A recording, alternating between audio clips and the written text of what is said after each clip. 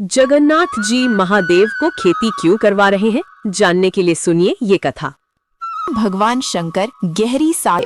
तो चलो देखते हैं जगन्नाथ क्या लीला दिखाते हैं। डमरू की मधुर ध्वनि के साथ भोलेनाथ निकल पड़े सीधे पुरी की ओर।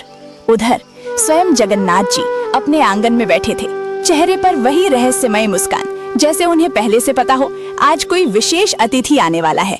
अचानक डमरू गूंजा, जगन्नाथ जी मुस्कुराए, लगता है भोलेनाथ आ गए। दरवाजा खुला, दोनों देव आमने सामने। जगन्नाथ जी ने झुककर प्रणाम किया। स्वागत है प्रभु, आज कैसे पधारे? भोलेनाथ बोले, देवी ने आदेश दिया है कमा कर लाओ, सो जा तुम्हारे यहाँ खेती कर लूं। जगन्नाथ जी हंस पड़े, भगवान खेती करेंगे तो धरती धन्य हो जाएगी। फिर उनकी आंखों में शरारती चमक आई। लेकिन एक शर्त है। भोलेनाथ बोले, कहो।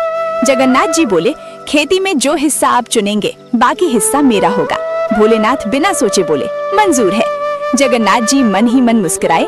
तो पहली फसल आलू। यहीं से शुरू हुई एक ऐसी लीला। ये कथा यहीं समाप्त नहीं होती, अभी तो असली मोड़ बाकी है। अगला भाग देखने के लिए इस चैनल को अभी सब्सक्राइब कर लीजिए और कमेंट में श्रद्धा से लिखिए, जय जगन्नाथ। भोलेनाथ पूरे उत्साह से खेत में उतर गए।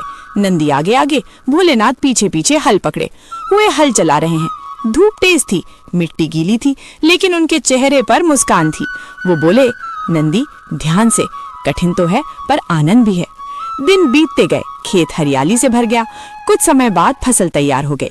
भोलेनाथ गर्व से बोले, जगन्नाथ देखो फसल तैयार है। जगन्नाथ जी शांत स्वर में बोले, हाँ प्रभु, जैसा तय हुआ था आप अपना हिस्सा ले लीजिए।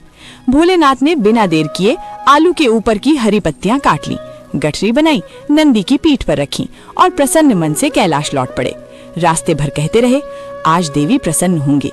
कैलाश पहुंचकर उन्होंने मुस्कुराते हुए गठरी माता गौरी को दी। गौरी ने जैसे ही खोला, अंदर सिर्फ पत्तियां थी। उन्होंने आश्चर्य से पूछा, स्वामी आलू कहाँ हैं? भोलेनाथ बोले, ऊपर का हिस्सा मेरा था, मैं वही लाया हूँ। गौरी ने माथा पकड़ लिया, स्वामी आलू तो नीचे मिट्टी में होते हैं। भोलेनाथ शांत खड़े रहे, उन्हें समझ ही नहीं आया क्या हुआ। गौरी बोली, फिर से जाओ, इस बार नीचे का हिस्सा मांगना। भोलेनाथ फिर पुरी पहुंचे। जगन्नाथ जी दूर से ही मुस्कुरा रहे थे। प्रभु इतनी जल्दी? भोलेनाथ बोले, इस बार नीचे की फसल मेरी होगी। जगन्नाथ जी बोले, मंजूर है। तो इस बार बाजरा बोइए। कुछ ही समय में बाजरे की बालियां लहराने लगी, फसल तैयार हुई।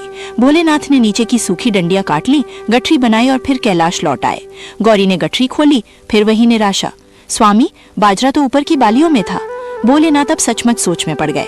माता गौरी ने इस बार साफ कहा, अब ऊपर नीचे कुछ मत कहना, पूरा हिस्सा मांगना। भोलेनाथ ने सिर हिलाया। तीसरी बार जब वे पुरी पहुंचे तो जगन्नाथ जी पहले से दरवाजे पर खड़े थे, चेहरे पर वही रहस्यमयी मुस्कान। इस बार क्या चाहिए प्रभु? भोलेनाथ बोले, ऊपर भी मेरा, नीचे भी मेरा। जगन्नाथ जी हंसे, ठीक है तो इस बार मक्का बोइए। मक्की की फसल सोने सी चमक उठी।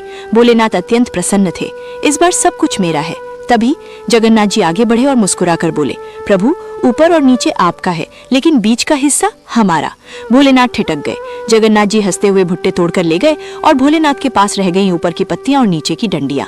कैलाश पहुंचकर जब गौरी ने देखा तो पहले शांत रही, फिर मुस्कुराई, स्वामी आप सच में भोले हैं। उसी क्षण महास्वयं जगन्नाथ जी प्रकट हुए। देवी इन्होंने अनाज नहीं अनुभव कमाया है। भोलेनाथ ने आश्चर्य से पूछा, कैसा अनुभव? जगन्नाथ जी बोले, जब तक मनुष्य श्रम नहीं करता उसे जीवन का मूल्य समझ नहीं आता। आपने मेहनत की है और वही सबसे बड़ी कमाई है। गौरी का हृदय पिघल गया। उन्होंने कहा, स्वामी आज आप खाली हाथ नहीं आए, आप समझ लेकर आए हैं। भोलेनाथ मुस्कुराए और कहते हैं, उसी दिन के बाद कैलाश का वातावरण बदल गया।